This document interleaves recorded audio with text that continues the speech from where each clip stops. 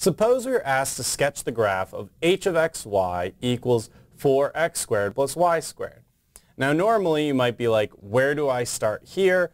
I don't have the same tools that I had in one variable. But how we can do this is by listening to this note. The graph is the set of point x, y, z in R3 such that z equals h of xy. Now how do we do this? We want to graph z equals 4x squared plus y squared. And we will see what this looks like using level curves. That is, we take slices of the graph at different z values. So what does that really mean? That means we're going to set z equal to very specific things and see what is happening on the graph itself. So we have our 3D system here, and what do we mean by level curves? So let's say we remember, z to equal 0, then we would say 0 equals 4x squared plus y squared. Well, in this case, what is the shape in the xy plane? At z equals 0, the only answer is going to be an origin point. The point 0, 0 is the only value that works for this equation. Now, if we tried z equaling 1, then we'd have 1 equals 4x squared plus y squared. And in this case, y could be equal to 1, of course, and x is equal to 0, where x would have to be a half and when y is equal to 0. So the next point on the level curve will be at the z equals 1 point, and we have y equals 1 here, and then it would go out in a circle to about the x equals half, y equals 0, and then it would come back around and complete, and you'd have a ellipse here.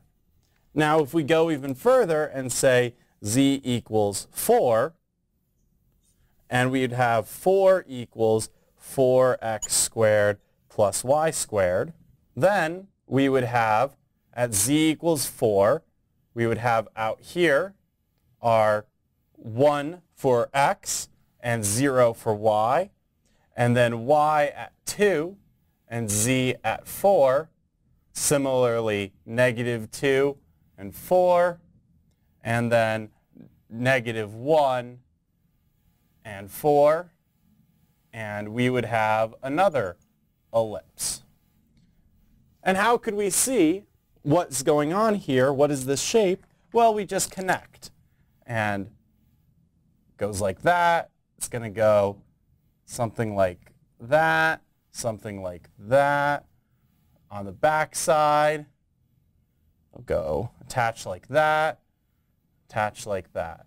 So we kind of got this cylinder, this kind of like bowl shape here. And that's how we would sketch using level curves. Now, given this equation, z equals 4x squared plus y squared, what we know from our quadratic surfaces, we should expect this to be an elliptic paraboloid, which is what it is in fact. Poor drawing, but how I was able to do it was just by level curves. Another way you could look at it is what is called a contour map of h, the 2D picture. The level curves are sometimes called the contours. A lot of times in topography or temperature maps, you'd be able to see this. So let's take our previous example and see what this would look like. We would just say, have our x and y as we normally do, and we would draw our curves and label them. So we'd have our point here for z equals 0. Then we would have our ellipse with y equals 1 for z equals 1 right here. And then finally, our other ellipse for z equals 4.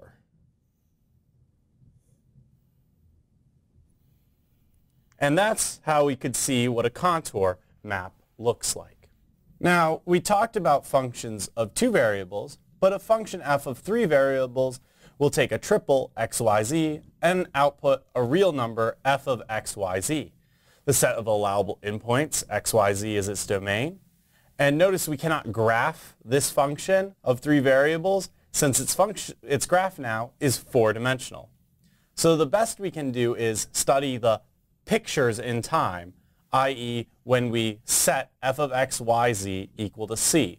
We call these level surfaces. Just like in the 3-dimensional case, we had our 2D projection, our level curves. For functions of more than 3 variables, the set of x1, xn, comma c are called level sets of the function. We'll mostly deal with level curves and level surfaces because these are the only ones we can really visualize in our 3-dimensional existence.